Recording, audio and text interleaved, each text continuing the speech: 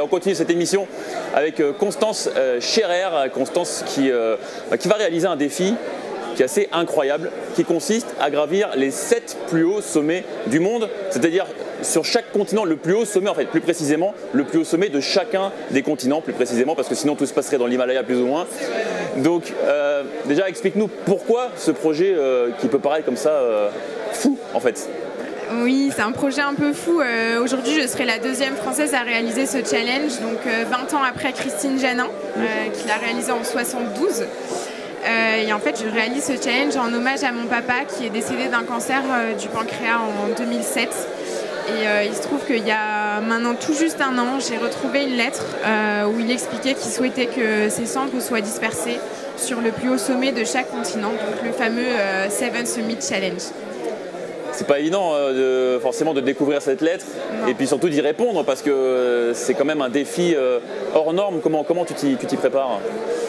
C'est vrai qu'au moment où j'ai découvert la lettre, je ne savais pas forcément si j'allais aller au bout de mon challenge et 7 sommets. Et c'est finalement au fur et à mesure des mois et de la compréhension du challenge et aussi d'informations supplémentaires que j'ai eu, notamment un mail qui avait été transmis à Mike Horn en 2005.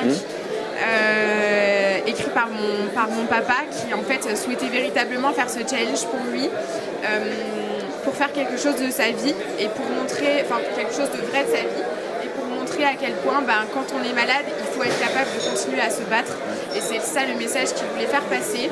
Moi aujourd'hui, le message que j'aimerais faire passer, c'est de montrer à tous les enfants qui ont un parent atteint de cancer qu'il faut continuer à vivre, il faut continuer à sourire, il faut continuer à croire en ses rêves.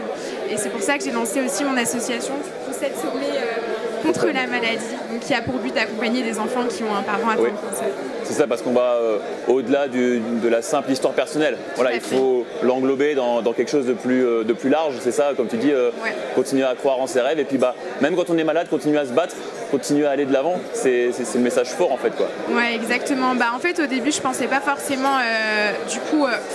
créer une association et que ça devienne finalement peut-être une partie de ma vie, voire toute ma vie.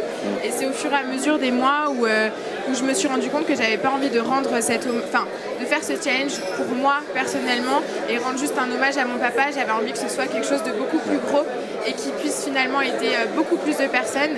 Et je me rends compte aujourd'hui, surtout via les réseaux sociaux, à quel point déjà ce que je fais à ma petite échelle peut déjà aider pas mal de personnes qui, comme moi, ont perdu un proche d'un cancer. Donc je suis hyper contente pour ça et j'espère que ça va continuer encore.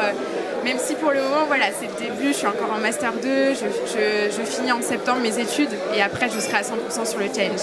Et tu es une ancienne skieuse? Tout à fait. De haut niveau, la montagne, tu connais?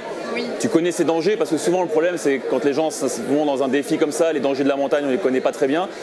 Toi, qu'est-ce que tu redoutes finalement le plus dans ce qui t'attend? Alors ce que je redoute le plus, c'est ce que du coup les professionnels, les alpinistes, le premier français notamment qui a fait le challenge des 7 sommets, donc Jean-Pierre Frachon, et il y a d'ailleurs aussi Jacques Marmet ici, qui est le premier Alsacien qui a fait le challenge des 7 sommets. C'est la météo. C'est la météo qui est vraiment la clé de la réussite d'un sommet, très clairement. Si on est sur une tempête pendant plus d'une semaine et que évidemment on se fatigue beaucoup, ça peut mener à l'échec. Bien sûr. Donc oui, c'est la météo le plus difficile. Après, il y a aussi le mental. Il faut se rendre compte de ce dont à quoi on va avoir droit sur les sommets et se préparer à toutes les options. Et puis bien sûr il y a le côté physique, il faut être super entraîné, faire beaucoup de sport et se préparer à tout ça. Où est-ce qu'on retrouve l'association si on veut suivre l'aventure?